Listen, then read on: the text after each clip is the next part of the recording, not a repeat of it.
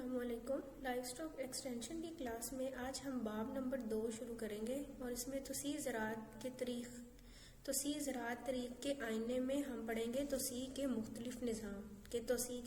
نظام کون سے ہوتے ہیں،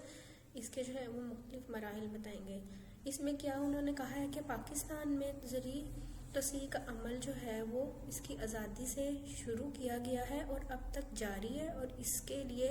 مختلف پروگرام چلائے گئے ہیں اور وہ پروگرام اب تک وہ چلا رہے ہیں۔ ان پروگرام کا مقصد کیا ہے کہ دیہات میں رہنے والے لوگوں کا رہن سہن اور طرز زندگی کو ہم بہتر بنا سکیں اور ان کی ہر طرح سے ہم امداد کر سکیں۔ تو اس پروگرام میں بہت سے ممالک نے حصہ لیا، ان کی امداد کی ہے۔ امریکہ نے وہ $50 ملین وہ 30 ممالک کو ڈونیٹ کیے، ان کو دیے ہیں تاکہ ان کی مدد ہو سکے، اور اس $50 ملین میں سے آدھی سے زیادہ رقم وہ انڈیا، فلپائن اور پاکستان کے مختلف پروگرام کو چلانے کے لیے استعمال کی گئی ہے۔ آگے انہوں نے بتایا کہ وہ پروگرام جو انہوں نے چلائے ہیں دیہات کے لیے، ان کا بنیادی مقصد کیا تھا۔ ان کا مقصد یہی تھا کہ ان پروگرام کی مدد سے ہم دیہات کے لوگوں کا طرز زندگی کو بہتر بنا سکیں، ان کی مالی حالت کو بہتر بنا سکیں اور ان کے اندر اپنی آزادی، اپنی مدد آپ کا جذبہ پیدا کر سکے۔ لیکن ان پروگرام کو آغاز جب اس کا کیا گیا ہے، اس کے بعد وقت گزرنے کے ساتھ انہوں نے دیکھا کہ ان پروگرام کا کوئی نتائج وہ بہتر نظر نہیں آئے، یعنی کہ کامیابی حاصل نہیں ہو سکی، پروگرام کامیاب نہیں ہو سکے۔ تو اس ناکامی کو دیکھتے ہوئے جن لوگوں نے امداد کی تھی، انہوں نے امداد دینا چھوڑ دی اور اپنا ہاتھ انہوں نے ہر لحاظ سے کھینچ لیا، اور ان کے امداد نہ دینے کی وجہ سے مزید یہ ان پروگرام میں ناکامی حاصل ہوئی، اور جس وجہ سے ان کو یہ سارے پروگرام بند کرنے پڑے۔ ان پروگرام کے حوالے سے سب سے پہلا پروگرام جو چلایا تھا اس کو ولیج ایڈ کے نام سے شروع کیا تھا، اور اس پروگرام کا یہی مقصد تھا کہ کاشتکاری کے طریقوں سے لوگوں کی مالی مدد کریں، ان کی حالات کو سنواریں، گھریلو صنعتوں کو ترجیح دیں، لوگ اپنی مدد آپ کا جذبہ پیدا کریں اور زندگی میں تمام سہولیات ان کو فراہم کی جائیں، اور سہولیات کا استعمال کر کے وہ اپنی زندگی کو آسان بنا سکیں۔ لیکن اس ناکامی کے بعد وہ انہوں نے دوبارہ سے اس پہ کام کرنا شروع کیا، اور اس میں انہوں نے توسیع کارکن منتخب کر دیے۔ توسیع کارکن کو ان کی ذمہ داریاں بتائیں کہ انہوں نے زراعت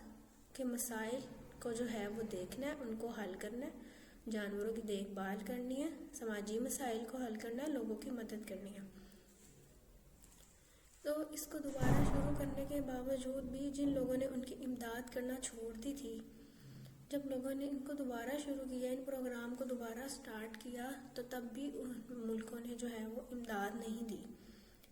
ان کے ساتھ تعاون نہیں کیا، انہوں نے اپنا ساتھ پیچھے ہی رکھا، جس وجہ سے وہ اس کو مزید آگے تک نہیں لے کے جا سکے۔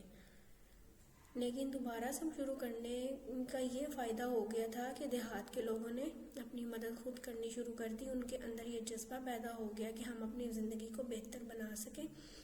اپنی مالی حالت کو، اپنے رہن سہن کو ہم بہتر بنا سکیں۔ لیکن اپنے اس کا وہ خیالات میں وہ کامیابی حاصل نہ کر سکے، کیونکہ ان کے پاس اتنے وسائل موجود نہیں تھے، اور لوگوں نے بھی دوسرے ممالک نے بھی ان کی مدد کرنے سے انکار کر دیا۔ ان تمام چیزوں کے علاوہ اور 2-3 وجوہات اور بھی تھیں جس وجہ سے یہ پروگرام کامیاب نہیں ہو سکے۔ اس میں یہ تھا کہ جو توسیع کارکن منتخب کیے گئے وہ نا تجربہ کار تھے،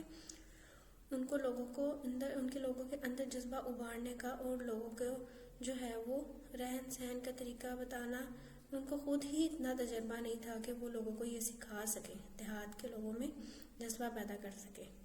یہ سب سے بڑا ویک پوائنٹ تھا جس وجہ سے وہ ان کو اور مزید ناکامی ہوئی، اور ان تمام مسائل اور خصوصی طور پر فنڈز کی عدم دستیابی کی وجہ سے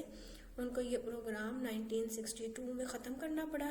اور ولیج ایڈ کے بعد دیہاتی ترقی کے متعدد پروگرام مختلف اوقات میں مختلف ناموں سے شروع کیے گئے۔ ان پروگراموں میں مربوط دیہاتی ترقی پروگرام، پیپلز ورک پروگرام اور تعمیر وطن پروگرام خاص طور پر جو ہے یہ تینوں پروگرام قابل ذکر ہیں. اور اس کے آگے جو نظام ہے تو مزید انہوں نے کون کون سے پروگرام چلائے یہ ہم کل کے لیکچر میں پڑھیں گے.